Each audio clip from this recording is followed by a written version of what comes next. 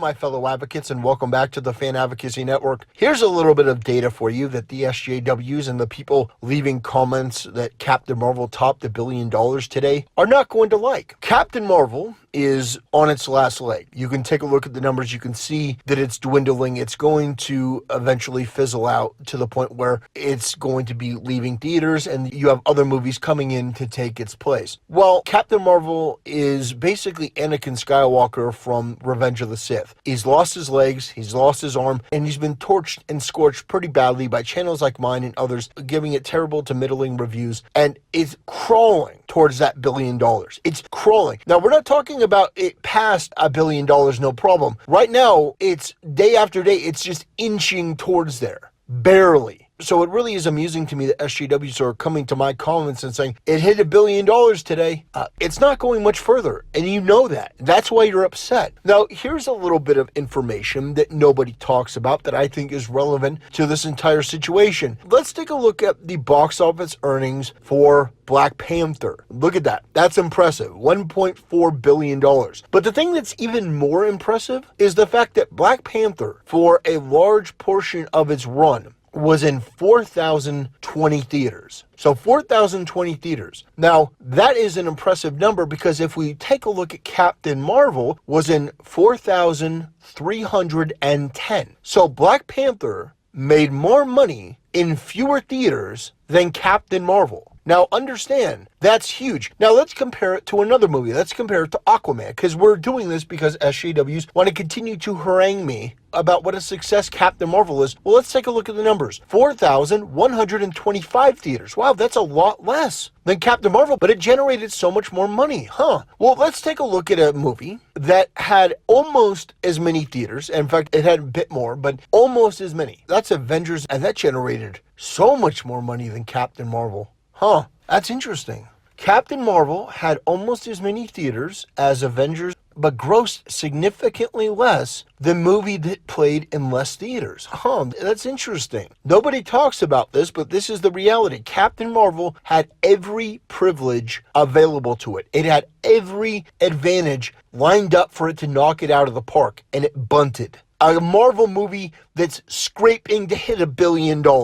Now, I understand that people like to go back in time. They like to go back to Iron Man and Thor, and when the Marvel MCU was just starting out, and they like to say, well, look, those movies didn't do as well as Captain Marvel. Those movies didn't have 21 films and 10 years worth of goodwill and solid storytelling and captivated audiences to build upon. Those were the building blocks. Those were the foundation. Captain Marvel is that spoiled, privileged child that comes in and demands special treatment even though it's done nothing to earn it. It is essentially a trust fund baby, and it has all of these people fawning over it and saying how great it is, and isn't it amazing that Captain Marvel is just the most beautiful, brilliant, stunning movie that you've ever seen. It's garbage. And we know it's garbage. SJWs know it's garbage. They know it's not a good movie. They know it's not anything to write home about. But they are all in on this identity politics thing, so they have to defend it.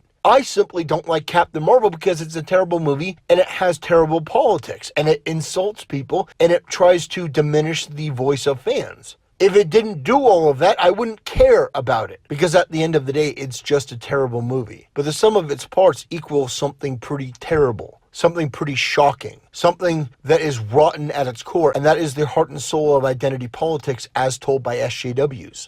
Now, I've said before, and I've shown clips on this channel, of why SJWs are so foul, why they're so ignorant, why they are so completely oblivious to history and reality and just basic normalcy. And a lot of it has to do with their own insecurities, their own inferiorities, their own prejudices, their own hatred, and a lot of it also comes from the fact that they want to be included in this group. They want to feel superior. They want to feel special. They want to feel better than other people because the truth is that they need validation because they know that they're not better. They're not better in any way. They're not better than anyone. What I'm saying on this channel, the things that I promote, are not to destroy Captain Marvel. It's to protect the fans' voices. It's to protect the sanctity of the MCU. It's to protect Star Wars from intruding SJWs. It's to make a case for returning to principled values in these mediums so that these stories can be told in a way that people are going to enjoy, so that we don't have to endure some rogue SJW activist director or producer or president of Lucasfilm making decisions that completely crush the fan base and any hope of that franchise's potential in the future. So, say what you want, SJWs, but it's not going much further. And if you think this movie is going to hit 1.2 billion or 1.3 billion, you're kidding yourself. This movie is generating less and less money by the day. So, get comfortable with that reality, that this movie is not going to be the champion that you were hoping for. And it wasn't the failure that I was hoping for either, because I did hope this movie failed because I wanted it to serve as a lesson that you can't hire toxic people and get away with it. But I underestimated how much goodwill there was with the MCU. The MCU can eat a bad film. It can eat a terrible lead once, maybe twice. But if you do something like, say, like have Captain Marvel defeat Thanos, what you're going to realize is that that goodwill can evaporate very quickly, and the audience interest is going to evaporate. Because while I may not have been able to accurately depict at the time the reception this movie would receive, because I thought it would do poorly, even if that's true, I understand the fan base. I understand what they want. What people want is not an all-female Avengers. They don't want an all-female Avengers with Squirrel Girl and Miss Marvel and Captain Marvel and Riri Williams. If there was an all-female Avengers with good characters, then maybe, but that would require a lot more skill and tact that I think is available at Marvel currently. They wouldn't be able to resist. They would make it all about women power, women empowerment. Oh, we're women and we've never had a female lead. We've never had a female character. They'd go rah, rah, rah, and people would be like, oh God, here we go again. That's the reality. So, ladies and gentlemen, I'm going to end things here. SJWs, you're free to continue to comment on my channel. You're free to continue to give me views. Your salt nourishes me. It makes me keep going. This movie had every privilege, every advantage. It had everything going for it, and it still couldn't compete in a fair environment with other films that did better. They didn't have that privilege and advantage. So, hat tip to Aquaman and Black Panther. You guys did good. So anyway, that's what I have to say about this. Thank you for watching. Thank you for listening, and I will see you next time. Imagine if, for the first time, our heroes all lost.